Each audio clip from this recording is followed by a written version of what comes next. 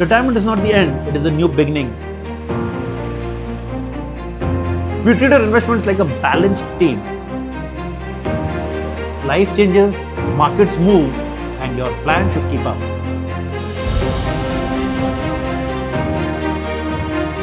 Follow Enrichwise for more insights. So most people work hard for 30 to 40 years, raising families, paying EMIs, meeting responsibilities. But what happens when the paycheck stops? At 60, you may finally retire. But along with that, chai on your balcony comes an uneasy question. Will my savings last? What if the medical emergency hits? Will I need to depend on my children? This is why retirement planning isn't just smart, it's essential. So why is retirement planning crucial? 1. Inflation. Inflation is the silent thief. In 2005, a liter of milk cost rupees 18. And today, how much is it? It costs roughly about 60 rupees. A middle class household's monthly groceries once rupees 5,000 are now often 15,000 or more. Now project this trend forward. A lifestyle that costs 50,000 per month today could easily cost about 1.5 lakh per month 2 decades from now. Retiring without accounting for inflation is like saving for a bicycle and expecting to buy a car.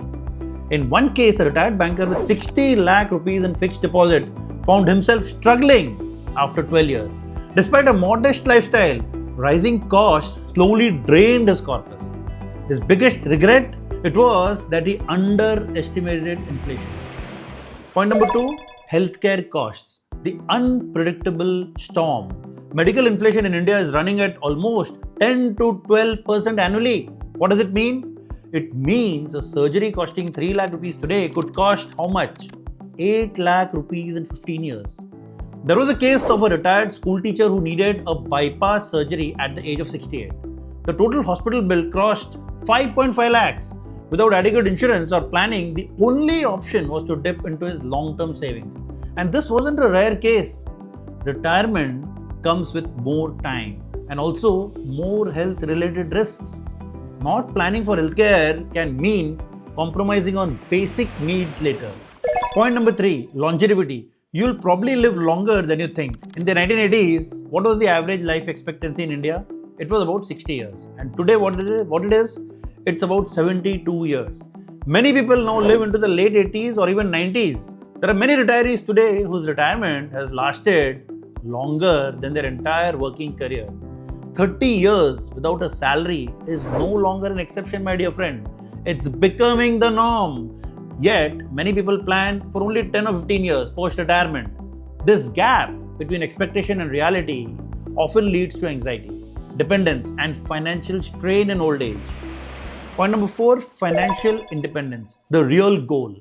See, retirement is meant to be a reward, not a restriction. But for many, lack of planning turns into a time of compromises. Consider two individuals, both retired at 60. One had started early SIPs and mutual funds and built a corpus of 3 crore rupees. The other relied only on PF and savings accounts, fixed deposits, etc. and was managed to reach only about 1.5 crore rupees. While one travels, supports causes and lives a stress-free life, the other constantly cuts costs and delays treatments. Both had similar careers, but vastly different outcomes. The only difference, one planned, the other did not. So how can mutual funds help you retire smart? See, mutual funds are not just for stock market savvy investors. They are for anyone who wants to beat inflation, grow wealth and ensure a stress-free retirement. SIPs make it easy to start. You don't need 5 lakhs to begin. Even a small amount like 5,000 rupees per month is enough to get you started. For example, an SIP of 10,000 rupees started at age 30 with an average return of 12% can grow to over 3.5 crore rupees by the age of 60. A very, very handsome chunk of money. The same SIP started at 40. A delay may grow to about 1 crore only. And at 45, it may not even cross 60 lakhs. The earlier you start, you get the power of compounding. Time on your side, it works for you. Small, consistent steps beat late, aggressive investing any day. Point number 2, equity funds beat inflation. Long-term equity mutual funds, when held long-term, have historically delivered average returns of how much? About 12 to 14% per year. That's significantly higher than FDs, which typically offer about 5 to 6% post-tax.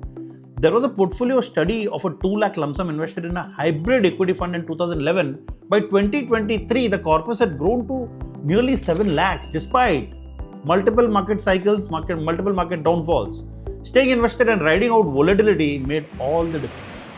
So point number 3, asset allocation. Very important. Asset allocation means growth plus safety. A well-planned portfolio evolves with age. In your 30s, the focus can be on equity and growth. At 80-20 equity to debt ratio is very common. But in your 50s, what should happen? The mix might shift to a 60-40 ratio depending on your needs. Post 60, again, if you are depending on the corpus, you need to become more conservative. More conservative hybrid and debt funds will help you protect capital.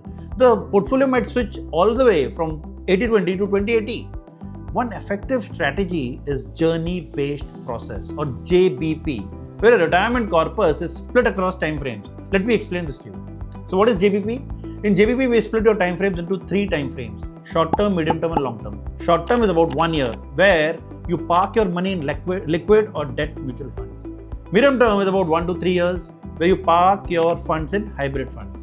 And long term goals is about 5 year plus, where you park your money in something which is more volatile like equity funds or stocks. So what does this do? This ensures your lifestyle needs are protected in the short term when markets are volatile, so that your long-term capital can also continue to grow and you don't have to dip into it. Point number 4, your retirement toolkit. This is what you need to know. SIP plus STP plus SWP. Here's how mutual funds support you before and after retirement.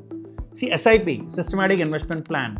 What does it do? It helps you build your corpus during your working years so that your monthly income can be channelized towards investing and beating inflation and growing towards retirement. STP, Systematic Transfer Plan, another powerful vehicle of mutual funds. What does it do? In case you have lump sum money and you want to move it to equity, you can park that lump sum in liquid or debt fund so it becomes immune to the market movements, and gradually, systematically transfer it to equity funds so that it takes advantage of rupee cost averaging and gradually phases into the market.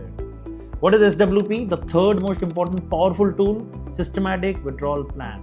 It provides monthly income for you from your accumulated corpus so that in retirement, you can also gradually withdraw from the market, and also, again, it makes your corpus immune from the volatility nature of the market. So retirement is not the end of your financial journey, my dear friend. It's the most important phase of it. It's your second innings. It's the phase when your money should work for you. Planning for it isn't about fear, it's about freedom. The freedom to live life on your own terms, without anxiety and without any compromises. Mutual funds and equity provides the flexibility, scalability, and performance you need to beat inflation, manage risk, and create lasting income. So, what do you need to do? Start early, stay consistent, and follow a goal-based approach, the journey-based process of Enrichwise. And if you need any help crafting a retirement plan, reach out. Because retirement isn't about stopping work, it's about gaining the power to choose.